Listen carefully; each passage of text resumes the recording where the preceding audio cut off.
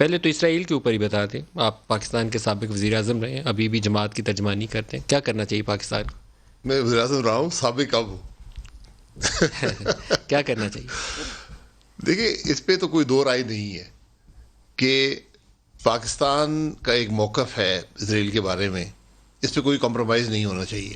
اس میں عوام کے جذبات اس سے منسلک ہیں. ہماری فورن پالیسی میں دو چیزیں مستقل رہی ہیں, ایک کشمیر کا ایشو, ایک فلسطین کا ایشو. تو ان دونوں پر ہم کمپرومائز نہیں کر سکتے. ان پہ ہم کوئی کسی قسم کا سودا نہیں کر سکتے. کوئی بھی حکومت نہیں کر سکتی. کوئی حکومت, یہ حکومت کی بات نہیں ہے, یہ ملک کی بات ہے. ملک کی بات. یہ ہم واحد ملک ہیں جس کے پاسپورٹ میں لکھا ہوا ہے کہ آپ اسرائیل نہیں جا سکتے. یہ اس بات کی ریفلیکشن ہے جو ہم اسرائیل کے بارے میں رائے رکھتے ہیں کہ اس نے, وہ ایک غاصب ملک ہے جس نے بیت المقدس پر قبضہ کیا ہوا ہے, اور جب تک وہ آزاد فلسطین نہیں ہوگا, وہاں بیت المقدس کا قبضہ آزاد نہیں ہوگا, تو ہمارا کوئی تعلق بھی اسرائیل سے نہیں ہو سکتا. کیا ہمارے اوپر دباؤ ہے اس وقت؟ یہ تو حکومت بتا سکتی ہے کہ دباؤ ہے یا نہیں ہے.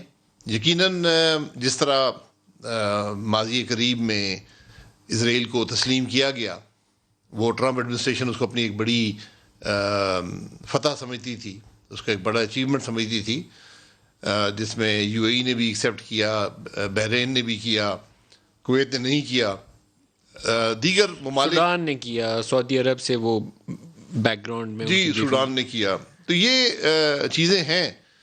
میرا یہ خیال ہے کہ پاکستان کو اس ایشو کو ریز کرنا چاہیے او آئی سی کے لیول پر, کہ ہم کیا رائے رکھتے ہیں, اسلامی ممالک کیا رائے رکھتے ہیں.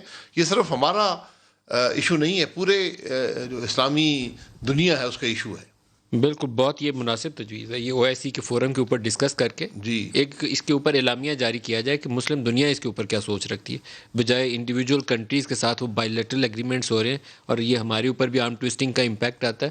تو او آئی سی ایک پوزیشن لے لے, بہت ہی مناسب بات ہے. وہ پوزیشن بھی بڑی مشکل ہوتی ہے, کیونکہ اسلامی ممالک کے جو بڑے بڑے ملک ہیں او آئی سی کے اندر, ہر ایک کی ڈفرینٹ ریلیشن شپ ہے اسرائیل کے ساتھ. کسی کی فل ریلیشن شپ ہے, ایک ہاتھ پہ وہ ہیں, ایک ہاتھ پہ ہم ہیں, اس کی کوئی ریلیشن شپ نہیں ہے.